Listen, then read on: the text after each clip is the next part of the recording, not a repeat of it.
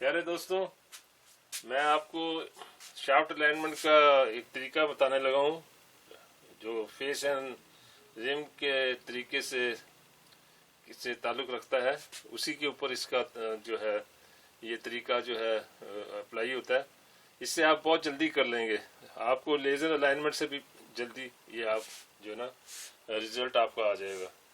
तो आपको मैं ये तरीका बताता हूँ और आपको, लेकिन इसमें यह है कि आपको आपके मसलन प्लांट पे बहुत सारे पंप मोटर लगे हुए हैं, तो आप हर एक के लिए एक अलग सी शीट बना लें और उसको फाइल में रखते जाएं। यानी कि एक आपका अमोनिया का पंप मोटर है तो उसके ऊपर लिख दें, नंबर लिख दें, उसका यूनिट नंबर लिख दें और ये जो है ना इस तरह की ड्राइंग बना लें और ये हमेशा आपको काम आएगा।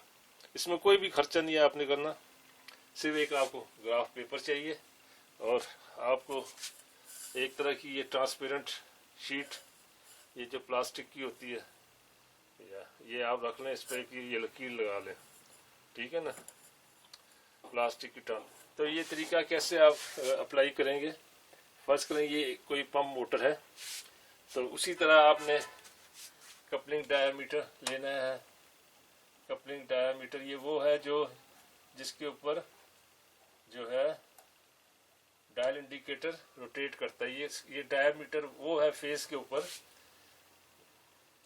यानी कि उस सर्कल का डायामीटर है जिसमें ये डायल इंडिकेटर रोटेट करता है। एक्चुअली कपलिंग डायामीटर नहीं है, लेकिन चलो मैं इसको कपलिंग डायामीटर कहूँगा। इतना लंबा मैं क्या आपको बताऊँ कि ये वो सर्कल है जिसका डायामीटर है जिस पर वो रोटेट करता है। ये तो बहुत लंबा हो जाता है, इसलिए इसको कपलिंग डायामीटर, लेकिन आप समझ गए होंगे। अगर आपको और डिटेल में जाना है तो मेरे बहुत सारे वीडियो हैं, मैं उसका रेफरेंस दे दूंगा, आप उसमें चले जाइएगा।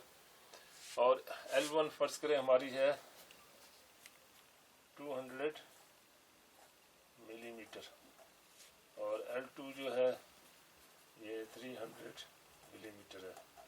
तो मैंने ये चीज़ें आपको पता होंगी ये क्या चीज़ें हैं, मैं सिर्फ आपको ये तरीका बताता हूँ। तो आपने क्या लेना है, ये ग्राफ पेपर है और एक्स एक्सिस पे आपने ये जो कपलिंग डायमीटर L1 और L2 को जो है ना ड्रॉ करना है। इधर आपने एक्स एक्सिस में 1 square is equal to 10 millimetre लिया है। तो ये कपलिंग डायमीटर जो है 1 2 3 4 5 6 7 8 9 10, ये 100 मिलीमीटर हो गया। ये 10 स्क्वायर है ना, तो ये 100 मिलीमीटर हो गया यहाँ तक, और यहाँ से यहाँ तक ये 20 स्क्वायर है तो ये 200 मिलीमीटर हो गया L1, और यहाँ से यहाँ तक ये 300 मिलीमीटर है, यानी कि ये L2 हो गया आपका, ठीक है ना। और ये जो y एक्सिस है इस तरह जो वर्टिकल डायरेक्शन में है, इसमें आपने एक स्केल जो है ये 0.1 मिलीमीटर के बराबर लेना है। ये आप कोई सा भी स्केल ले सकते हैं, कोई इसमें कोई प्रॉब्लम नहीं है, आपको खुद ही प्रैक्टिस हो जाएगी। तो सिंपली आपने ये लाइन खींचनी है। ये आपकी जो ना रिक्वायर्ड पोजीशन है, ये आपका पंप है, ये आपका पंप है, ठीक है ना। ये पंप है आपका, ठीक है ना। और ये आपकी मोटर है इस साइड पे, ये मोटर है। अच्छा, और इसकी शाफ्ट इधर होनी चाहिए, ये जो है ना पंप की शाफ्ट के साथ, ये पंप की शाफ्ट इधर होगी, ठीक है ना। ये पंप की शाफ्ट है तो मोटर की शाफ्ट इधर होनी चाहिए।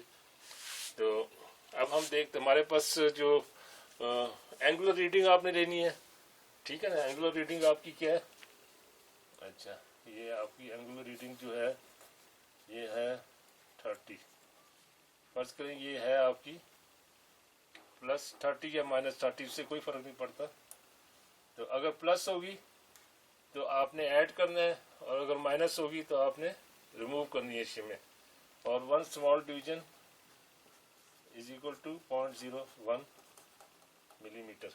डायल इंडिकेटर आपका जो है ना उसमें 1 स्मॉल, तो ये +30 हो या -30 हो, ये आपने बस ये याद रखना है कि प्लस अगर है रीडिंग तो आपने जो है ना वो जो है शिमें ऐड करनी है, और अगर माइनस है तो आपने शिमें निकालनी है। और ये जो आपका जो फिक्चर है वो पंप पे लगा हुआ है और रीडिंग आप मोटर पे ले रहे हैं। मोटर जो है मूवेबल, तो आपने सिंपली ये जो है ये इसलिए जो एक पॉइंट है इधर, ये मैं इसको लिख देता हूँ इधर, ये पॉइंट है इधर, आपने ये लिया आपने, फर्स्ट करें आपकी डायल इंडिकेटर, आपकी ये जो रीडिंग है आपकी एंगुलर रीडिंग जो है आपकी +30 है, ये मैं बता चुका हूँ। तो ये होगी 0.3 मिलीमीटर। तो ये हो गया, ये कपलिंग डायमीटर है, ये 0.1 हो गया, ये 0.2 हो गया और ये 0.3, ये पॉइंट हो गया ना, ये वाला पॉइंट है। तो आप इसको ये जो है ले लें और इस पॉइंट से इस पॉइंट को आपने जो है इस तरह करना है। देखें ये जो पॉइंट है ना, आपने ये इस पॉइंट पे ये लकीर रखनी है और इधर इस पॉइंट पे लकीर रखनी है। फिर आपने इधर आ जाना है, यहाँ से लेके यहाँ तक आपकी L1 है और यहाँ पे आपका फ्रंट सपोर्ट है और यहाँ से यहाँ तक आपका L2 है और ये बैक सपोर्ट है। अब यहाँ से आप स्केल गिन लें 1 2 3, तो ये हो गया 1 2, सॉरी इसको ऊपर कर लूँ मैं, तो ये चूँकि वर्टिकल मैंने किया हुआ है तो ये हिल जाता है। अगर आप मेज के ऊपर रखेंगे तो आपको कोई प्रॉब्लम नहीं होगा। तो ये है 1 2 3, ये 0.3 मिलीमीटर हो गया, ठीक है ना। तब आप यहाँ पे आ जाएं 1 2 3 4 5 6, ये 6 स्केल है तो ये बराबर हो गया 0.6 मिलीमीटर के। तो अगर आपकी रीडिंग +0.3 मिलीमीटर है तो आपने 0.6 मिलीमीटर फ्रंट सपोर्ट पे ऐड करना है। और इसी तरह ये गिन लें यहाँ से 1 2 3 4 5 6 7 8, तकरीबन 9 के करीब है। तो आपने बैक साइड पे 0.9 मिलीमीटर ऐड करना है, ठीक है ना। ये आ गया 1 2 3 4 5 6 7 8 9। तो ये थोड़ा बहुत फ़र्क होगा, उससे कोई फ़र्क नहीं पड़ता, अल्टीमेटली आप दोबारा रिपीट कर सकते हैं। तो आप ऑलमोस्ट ज़ीरो इसमें ला सकते हैं, इसमें कोई ऐसा मसला नहीं है। तो ये एंगुलर रीडिंग के लिए ये आपकी आ जाएगी 0.6 मिलीमीटर, ये 0.9 मिलीमीटर आ गई और ये 0.6 मिलीमीटर आ गई। ये 3 स्केल है, 3 स्केल आपके 0.3 मिलीमीटर के बराबर है। आपको बस ये पता होना चाहिए, ठीक है ना। आपने सिर्फ कपलिंग डायमीटर जो है वो पता होना चाहिए और जो एंगुलर रीडिंग पता होनी चाहिए और L1 और L2। तो यहाँ से आपने इस पे रखा और ये दोनों पॉइंट मिला दिए। तो यहाँ से आप देख सकते हैं कि फ्रंट साइड पे कितना ऐड करना है और बैक साइड पे कितना ऐड करना है। जैसा कि मैंने बताया कि अगर रीडिंग प्लस में है तो आपने ऐड करना है। और जो रेडियल रीडिंग है वो आपको सिंपली पता है कि उसको हम 2 से डिवाइड करते हैं। वो जो भी आंसर होगा वो इसमें ऐड कर दें तो उससे आपकी टोटल निकल आएगी। उसमें कोई ख़ास आपको फार्मूले की ज़रूरत नहीं है, ना कोई तरीके की।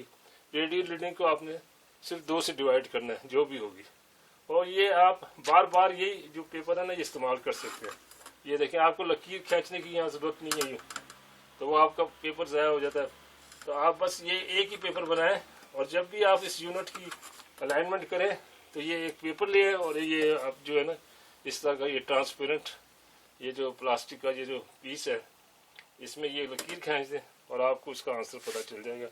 आपको मेरे ख्याल में मोस्ट फास्ट मेथड है ये, बहुत ही जल्दी आपको इसमें पता चल जाएगा। मेरे ख्याल में आपने ये यूं रखना है और ये आंसर आपके पास आ जाना है।